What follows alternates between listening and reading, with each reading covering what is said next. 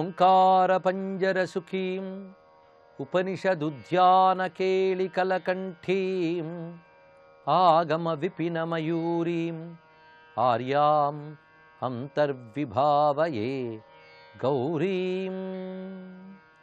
శివాయ గురవే నమః. శ్రీమాత్రే నమః. శ్రీ విష్ణురూపాయ నమః శివాయ. శ్రీ ఉమాయై నమః. పార్వతీ పరమేశ్వరుల దివ్య దాంపత్యంలోన్న ప్రత్యేకతను వివరిస్తున్న శ్లోకం. స్పృష్టుం న శక్య పరమే పరైస్త్వం సచాన్యయా చింతయితుం న శక్యః. సాధారణంగా భార్యాభర్తల యొక్క దాంపత్యంలో ఒక పరిపూర్ణత ఎప్పుడు పండుతుందంటే ఆమె తన భర్త తప్ప అన్య చింతన లేనప్పుడు ఆమె పతివ్రత అవుతున్నది. అలాగే తన భార్య తప్ప ఇతర స్త్రీ స్మరణ కూడా లేనివాడు ఏకపత్ని వ్రతుడవుతున్నాడు. సీతారాముల వలని వారి యొక్క దాంపత్యం పండుతుంది. అప్పుడు పరపురుషులు ఆమెను తాకకుండా ఉండగలగడం, పరస్త్రీ అతన్ని అంటకుండా ఉండగలగడం అనేది చాలా దివ్యత్వం. అది పార్వతీ పరమేశ్వరుల వద్ద మాత్రమే సాధ్యమవుతుంది. ఎందుకంటే ఆ పరాశక్తిని పరులు కనీసం చూడలేరు, స్పృశించలేరు. ఆ పరమ పురుషుడు ఇతరుల ఊహకు కూడా అందడు. అటువంటప్పుడు అన్యుల యొక్క ఎటువంటి స్పర్శ కానీ చింతన కానీ లేనటువంటి వారు. అందుకు స్పృష్టుం న శక్య పరమే పరైస్త్వం. హే పరమే అంటే సర్వోత్కృష్టురాలవైన ఓ అమ్మా, ఇతరులు నిన్ను స్పృష్టుం న శక్య కనీసం స్పృశించను కూడా లేరు తల్లి. అంతేకాదు అతగాడు సచాన్యయా చింతయితుం న శక్య, అతడు ఇతరుల చేత ఊహకు కూడా అందడు. ఎందుకంటే యన్మనసా నమనుతే యతో వాచో నివర్తంతే అప్రాప్య మనసా సహ. ఉపనిషత్తులు చెప్పినట్లుగా మనస్సుకి మాటకి అందడు ఆయన, కనుక ఇతరులు ఊహకు కూడా అందడు ఆయన. నువ్వు ఇతరులు స్పృశించలేనటువంటి స్థితిలో ఉన్నావు. అటువంటి దాంపత్యం మొత్తానికి త్వమేవ సర్వస్య సయేవతే అంబా. శివునుకు నువ్వు, నీకు శివుడు, అంతే. ఇలాంటి దాంపత్యమే సత్యమైనటువంటిది. అలాంటి సత్య దాంపత్య స్వరూపమే మీరు అన్నారు. ఈ చెప్పడంలో విశేషం ఏంటంటే భారతీయ సంస్కృతిలో వివాహ వ్యవస్థకి దాంపత్య ధర్మానికి ఒక ప్రత్యేకత ఉన్నది. దంపతుల బంధం కలకాలం ఉండేది, అది మధ్యలో తెగేది కాదు. ఆ దివ్యత్వానికి మూలం ఎవరయ్యంటే ఆది దంపతులే, పార్వతీ పరమేశ్వరులే. అందుకు వారు ఉభయులు కూడా అటువంటి అన్యోన్యమైనటువంటి ఏకత్వంతో ఉంటారు. అలాంటి దాంపత్య ధర్మాన్ని గృహస్థాశ్రమంలో స్వీకరించినట్లయితే వాళ్ళు కూడా దివ్యత్వాన్ని పొందుతారు.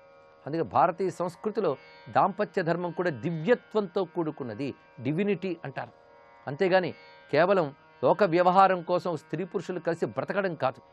ఆ దాంపత్య ధర్మంలో దివ్యత్వాన్ని ఆవిష్కరించుకోవాలి.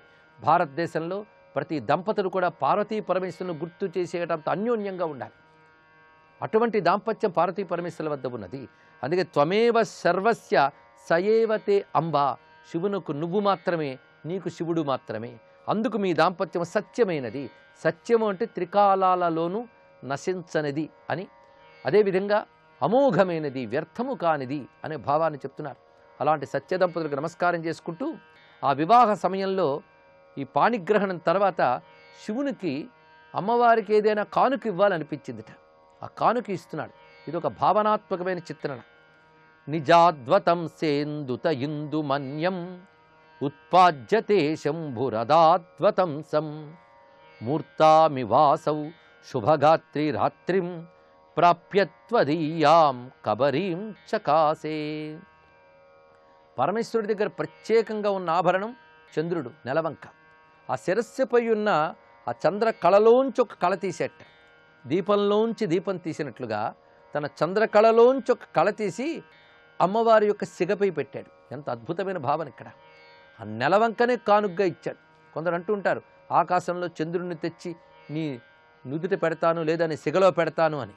పరమేశ్వరుడు చేసిన పని ఏమిటంటే తన శిరస్సుపై ఉన్న చంద్రకళలోంచి చంద్రకళను తీసి అమ్మవారి యొక్క సిగపై పెట్టాడు. అప్పుడు ఎలా ఉన్నదంటే చంద్రుడు రాత్రిని చేరినట్లుగా ఆ చంద్రకళ నల్లని అమ్మ కురులను చేరింది అన్నాడు. అమ్మ కురులు నల్లగా ఉన్నాయి రాత్రిలాగా. రాత్రిలోకి చంద్రుడు వెళ్ళినట్లుగా ఆ చంద్రకళ ఆ కురులపై చేరి అద్భుతంగా ప్రకాశిస్తున్నది. అసలే శుభగాత్రి అమ్మవారు. శుభగాత్రి అంటే శుభంకరమైన స్వరూపము. అమ్మ స్వరూపము పంచభూత వికారాలు లేనిది, అందుకే శుభము. ఎటువంటి మార్పులు లేకుండా నిత్యమై సత్యమై తేజరిల్లుతున్నది. పైగా ఆ స్వరూపాన్ని ధ్యానిస్తే చాలు శుభం కలిగిస్తున్నది. అందుకు శుభ లక్షణములు కలది, శుభాన్ని కలిగించేది అయినటువంటి అమ్మ స్వరూపానికి ఆ అద్భుతమైనటువంటి నెలవంక మరింత శోభనిస్తున్నది. రాత్రిని చేరిన చంద్రుని వలె నల్లని కురుల్ని చేరి ప్రకాశిస్తున్నది ఆ చంద్రకళ. ఇది శివుడిచ్చిన కానుక అని భావన చేశారు.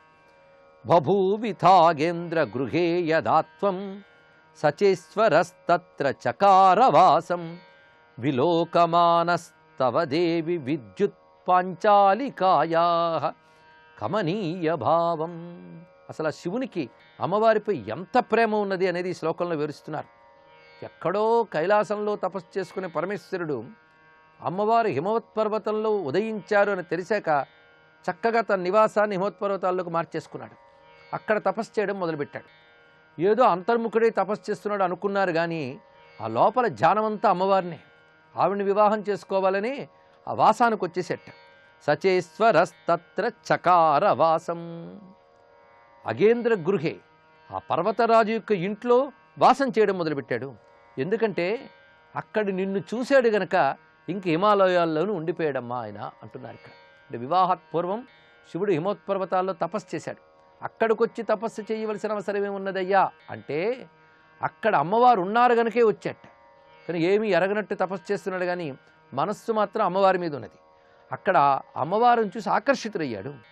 ఆవిడ ఎలా ఉన్నది అక్కడంటే విద్యుత్ పాంచాలిక. అద్భుతమైన మాట అన్నాడు ఇక్కడ. పాంచాలిక అంటే బొమ్మ, విద్యుత్ పాంచాలిక అంటే విద్యుత్తుతో చేసిన బొమ్మలా ఉందట అమ్మవారు. అంటే మెరుపు తీగల బొమ్మలా ఉన్నది. తటిల్లతా సమరుచి షట్చక్రోపరి సంస్థిత అని చదువుతున్నాం లలితా సహస్రనామాల్లో.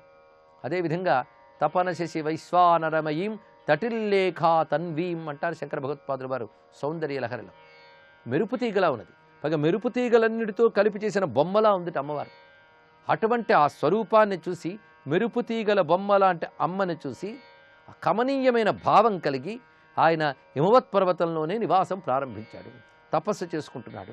ఆ సమయంలో సిద్ధం సవాం సాధయితుం ప్రవృత్తో యోగం ప్రదగ్ధో మదనశ్చ కల్పే వశీతి కీర్తిం గిరిశస్య భర్తుం తుభ్యం త్వపర్ణేతి యశశ్చ కర్తుం.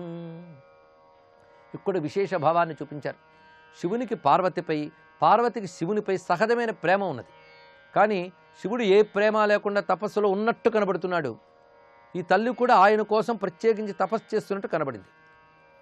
ఈ సమయంలో మన్మధుడు బయలుదేరి శివుణ్ణి వశం చేసుకోవడానికి ప్రయత్నించాని దగ్ధమైపోయాడు. దగ్ధమైతే దగ్ధమయ్యాడు, కానీ శివునకు జితేంద్రుడిని కీర్తి వచ్చేలా చేశాడు. నిజానికి అమ్మవారిపై ప్రేమ ఉన్నప్పటికీ మన్మధుడిని దహనం చేయడంతో శివుడు కామజేత జితేంద్రుడిని పేరు వచ్చింది. ఆ పేరుకు కారణం ఏమిటి? దగ్ధమైన మన్మథుడే. తాను దగ్ధమై శివునికి కీర్తి ఇచ్చాడు. అంతేకాదు అమ్మవారికి అపర్ణ అనే కీర్తినిచ్చాడు. పరమేశ్వరుడు కామజేత అనే కీర్తిని పొందితే అమ్మవారు అపర్ణ అని కీర్తి పొందేట. ఎందుకంటే ఎప్పుడైతే మన్మథుడు దహనమైపోయాడో పరమేశ్వరుడు అక్కడ అంతర్ధానమైపోయాడు. అప్పుడు పరమేశ్వరుణ్ణి తన వాడిగా చేసుకోవడం కోసం అమ్మవారు అంతవరకు సేవా మార్గాల్లో ఉన్న తల్లి తపో మార్గాన్ని అవలంబించింది. ఆ తపస్సు చేస్తూ చేస్తూ క్రమంగా ఆహారాన్ని కూడా త్యజించడం మొదలుపెట్టింది. మొట్టమొదటి జలాన్ని విడిచిపెట్టి తర్వాత క్రమంగా ఫలములు మాత్రమే స్వీకరించి తపస్సు చేసి, ఆ తర్వాత ఫలాలు కూడా విడిచిపెట్టి పర్ణములు స్వీకరించి తపస్సు చేసింది. కొంతకాలానికి పర్ణములు అనగా ఆకులు వాటిని కూడా విడిచిపెట్టి అపర్ణ అయినది. ఈ మన్మథ దహనం కారణంగానే అమ్మవారు కూడా తపస్సుకు పూనుకొని అపర్ణగా పేరు పొందారు. పరమేశ్వరుడు జితేంద్రుడిగా పేరు పొందారు. ఈ విధంగా శివుని కంటి మంటల్లో తగలబడిన మన్మథుడు శివునికి ఒక కీర్తిని, అమ్మవారికి మరొక కీర్తిని కట్టబెట్టాడు అనే భావాన్ని చక్కగా వివరించారు. దీన్ని బట్టి ఆ కళ్యాణ నేపథ్య గాథ అంతా కూడా వర్ణించడం జరుగుతుంది. లీలని స్తుతిలో కలిపి చెప్పడం అనేది గణపతి ముని చూపించినటువంటి అద్భుతమైన ప్రక్రియ. ఒక్కొక్క శ్లోకం చదువుతూ ఉంటే అమ్మవారితో చెప్తున్నట్టుగా కనిపిస్తూనే లోపల లీలావైభవం అంతా సాక్షాత్కరిస్తుంది.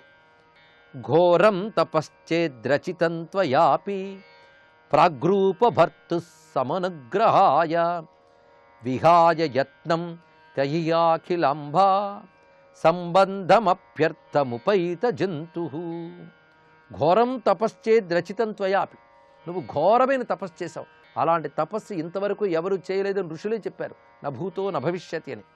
ఎందుకు ఆ తపస్సు చేసేవంటే ప్రాగ్రూప భర్తు సమనుగ్రహాయ. ప్రాగ్రూప భర్తుకు ఇదివరకు భర్తగా ఉన్నటువంటి వాడిని సంపాదించడం కోసం తపస్సు చేశాం. ఇదివరకు భర్తగా అంటే తాను దక్షపుత్రికగా ఉన్నప్పుడు చేపట్టిన పరమేశ్వరుడే. ఆయన్ని తిరిగి పతిగా పొందడం కోసం తపస్సు చేశాం. విఘాయ యత్నం కహియాఖిలాంబ సంబద్ధమప్యర్థముపైతు జంతు. ఈ విశేషంలో అర్థం ఏంటంటే అంత తపస్సు నువ్వు చేయవలసిన అవసరమే ఉంది. పైగా ఆయన కొత్తగా ఇప్పుడు రావాల్సిన వాడేం కాదు, నీకు సహజంగా భర్త. అందుకే నువ్వు ఇదివరకు దాక్షాయనిగా ఉన్నప్పుడు ఆయనే భర్త అయ్యాడు. ఇప్పుడు పర్వతరాజపుత్రిగా వచ్చినప్పుడు ఆయన్నే భర్తగా పొందడానికి తపస్సు చేశాం. అంత తపస్సు చేయవలసిన అవసరం ఏమున్నది అంటే సృష్టిలో ప్రయత్నం చేయకుండా ఏది లభించదని మాకు చెప్పడానికై నువ్వు తపస్సును ఆచరించావు. ఇది అద్భుతమైన భావాన్ని చెప్పారు. ఇలాంటి భావం అనేక మంది కవులు చేశారు.